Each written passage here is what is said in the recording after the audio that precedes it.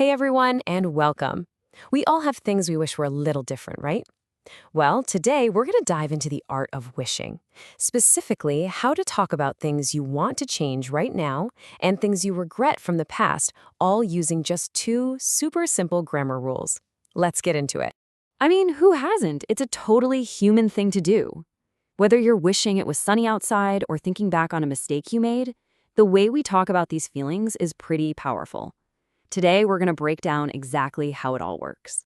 All right, so first up, the present moment. When you want something to be different right now in this reality, how do you say it? It's actually way easier than you might think. So, check this out. On the left, you've got reality. I don't have enough money. Oof. But on the right, look at the wish. Notice how the verb flips from don't have to had?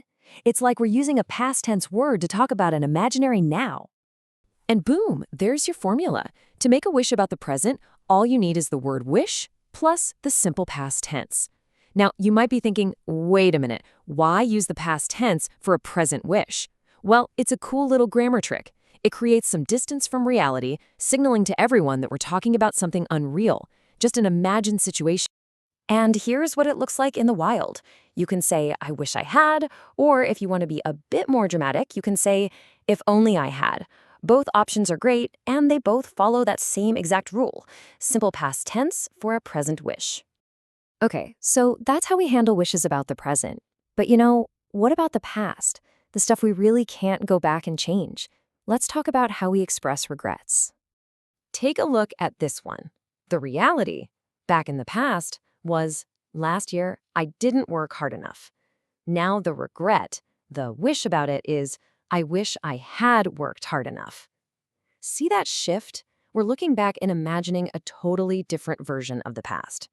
And there it is, our second key formula for today. When you're talking about a regret, a wish about something in the past, you use wish followed by the past perfect tense. And that's just a fancy way of saying had plus the past participle of your verb. And just like before, you've got options.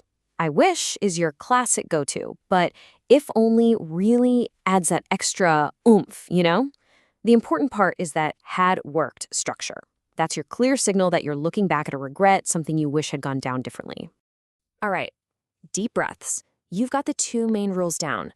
You know how to wish for a different present, and you know how to talk about a different past. So what do you say we put it to the test? It's time for a little grammar challenge. You ready for this? Okay, first one. The situation is, Alice didn't get a good grade. So, is this a wish about the present, or is this a past regret? Think about it for a sec. What form of the verb work is going to go in that blank? Did you get it? The answer is had worked. Yep, because didn't get a good grade happened in the past. It's a regret, so we need that past perfect tense. Awesome job if you got that one right. All right, next up. Tom's a big soccer fan. His wish is about his life right now. He's not a professional player, but he wishes he was. So what form of become do we need here? And the answer is became. You got it. Since this is a wish about his current reality, we use that simple past tense to show it's, well, just a wish for now. Okay, let's try one with if only. The reality of the situation is, I don't know how to use a computer. So how would you finish that wish? If only I knew. If only I knew. Perfect. It's a wish about the present, so you just pop in the simple past tense. See, you are totally getting the hang of this. Ooh, okay, now for a slightly trickier one, because this one's a negative wish. The situation is, I stayed late at work and missed the last bus. That's definitely a past regret. So what's the wish here? Think carefully on this one. Yes, there it is. I wish I hadn't stayed. It's a past regret, so we use the past perfect, and since we're wishing it didn't happen, we make it negative. Had not or hadn't. Fantastic work. You absolutely aced that challenge. So now it's time to make this personal.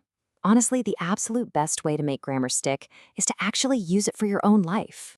So let's look at these situations here. The first one is a present problem. I don't have internet. The wish would be, I wish I had internet. Simple enough, right? Okay, now take a look at the other three. Why don't you hit pause here for a second and think about how you'd rephrase them as wishes. I'll give you a little hint. 2 of them are about the present and 2 are about the past.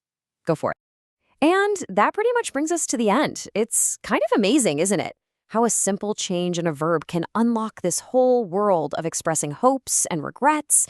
This isn't just about grammar rules, it's about how we express our dreams and reflect on our lives. So I'll leave you with this final question. What do you wish for? Something to think about. Thanks so much for joining me today.